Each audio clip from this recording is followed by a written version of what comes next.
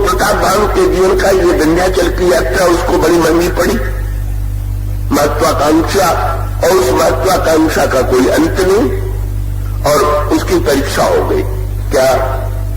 जैसे आप खूब भरपेट भोजन कर ले और भरपेट भोजन करने के बाद कहें कि नहीं नहीं मेरे मन में तो भोजन की कोई आकांक्षा नहीं, तो आप बहुत चतुर निकले। आप पेट भरा हुआ है और कहते हैं भोजन की आकांक्षा नहीं। इसकी परीक्षा तो तब हो जब किसी दिन भोजन न मिले और तब आप कहें कि भोजन की भूख नहीं है, तो पता चले कि आपको भूख नहीं। तो प्रताप भानु की ये जो निष्कामता थी, फलाकांक्षा का जो अभाव का नाटक था कि मेरे मन में तो फल की कोई आकांक्षा नहीं, उसकी कलई खुल गई। क्या? भाई दिन भर सफलता मिली, आपको जीवन में बार बार सफलता मिलती रहे, आप जो चाहें वही आपकी कामना पूरी हो जाए, आप जो चाहें वही हो जाए, और ऐसी परिस्थिति में अगर आप ये दावा करें कि मेरे मन में तो फल की इच्छा नहीं है, तो ये तो बिल्कुल व्यर्थ का दावा है।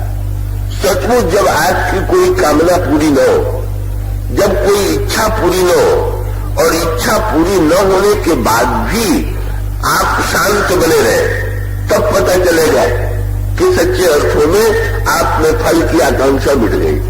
तो प्रताप भानु कसौटी पर खरा नहीं उतरा, नकली उतरा। क्यों? पहली बात, आगे राम, इस यात्रा में राम आगे और दोनों यात्री पीछे, और उस यात्रा में प्रताप भानु अब तक आगे आगे चल रहा था, पर अब प्रताप भानु आगे के स्थान पर पीछे चलने लगा। और पीछे किसके चला? पीछे चला शूकर के। ये शूकर कौन है? महत्वाकांक्षा मोह का बन, महत्वाकांक्षा का पर्वत, और उसमें आ गया शूकर। ये शूकर कौन है? मेरे पत्रिकानंद गोस्वामी जी कहते हैं लोभ शूकर रूप, लोभ ही शूकर है। और इसका अभिप्राय यह है कि आप जीवन में लाभ के लिए प्रयत्नशील होइए, पर लोभ के पीछे मत भागिए। रावण व्यक्ति कब बनता? जब तक लाभ की चिंता करेगा तब तक व्यक्ति जो है ठीक बना रहेगा, मनुष्य बना रहेगा। पर जो भी व्यक्ति जो है लाभ के स्थान पर लोभ के पीछे भागेगा, शूकर के पीछे भागेगा। और लाभ और लोभ देखा आपने कि दोनों में वर्णमाला का ल और भ तो बिल्कुल बराबर है। लाभ में भी ल भ और लोभ में भी ल भ, पर अंतर क्या है? मैंने मात्रा का अंतर है। लाभ आप लिखेंगे तो ल में आपने अ की मात्रा लिखी और लाभ हो गया, पर जब आप लोभ लिखने चलेंगे तो अब तो आप अ आ ई ए ऐ वो तक पहुंचिए, तब कई लोभ शब्द बने। और इसका अभिप्राय क्या है? जब उचित मात्रा में लाभ पाने की इच्छा है तब तक लाभ उपयोगी है, मनुष्य को कर्म करने की प्रेरणा देता है। पर मनुष्य मन में लोभ का इतना अतिरेक हो जाए कि वो उसके जीवन में कोई संतोष ही न हो, उसको निरंतर असंतोष ही बना रहे। कभी वो घटना भूलती नहीं, मैं बार बार दोहराता हूं। ऐसे दिन हमारे परिचित ईंट के व्यवसायी थे। उस वर्ष लोगों ने मुझसे कहा कि उनको व्यापार में बड़ा लाभ हुआ। मुझसे भेंट हुई तो देखा मैंने कुछ बहुत प्रसन्न नहीं।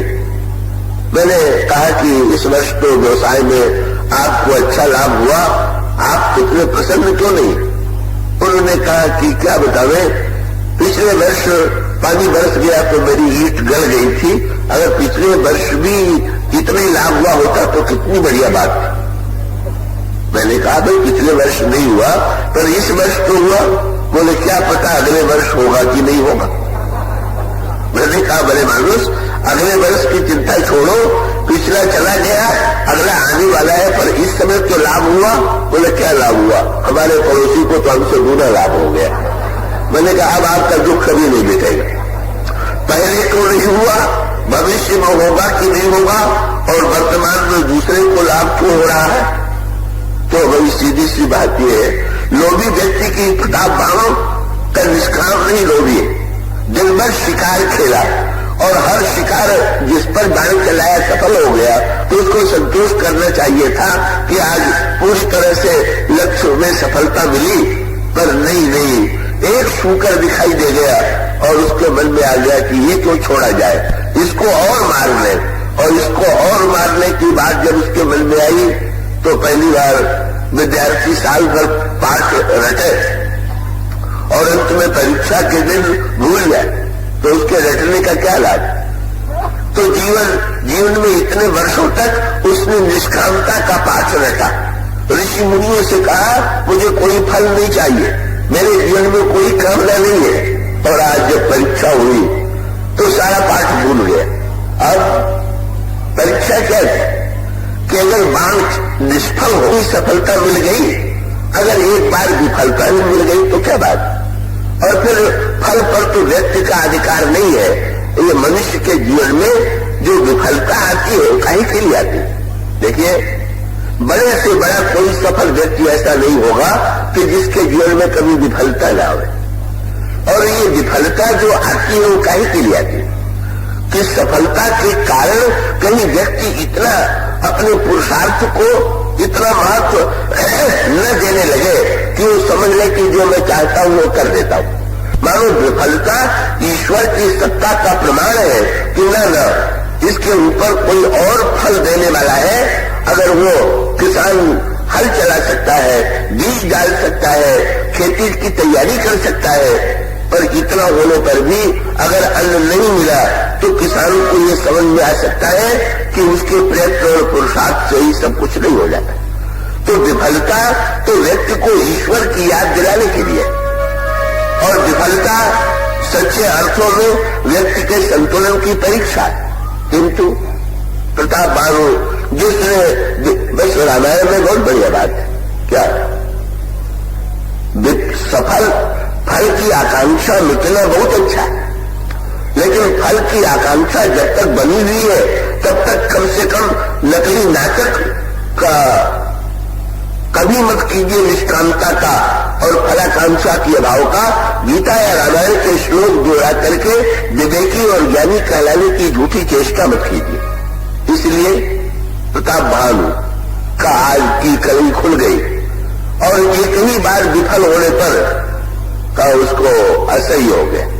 और तब क्या हुआ, वो स्वामी ने शब्द लिखा, ऋषभ भूत। प्रताप बाणु को क्रोध आ गया। क्रोध व्यक्ति को कब आवेगा? क्रोध आने का नियम है संज्ञा संजायते कामक कामा क्रोधो में जाएगा।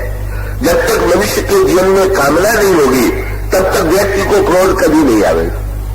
जब हमारी कामना की पूर्ति में कोई बाधा पड़ती है तो ही हमें क्रोध आता है। और याद रखिए, अब प्रताप बाणु तिलमिला हो गया। अब ये जो प्रशंसक थे वो क्या करें? बस बहुत बढ़िया बात, दो सूत्र दिए गए।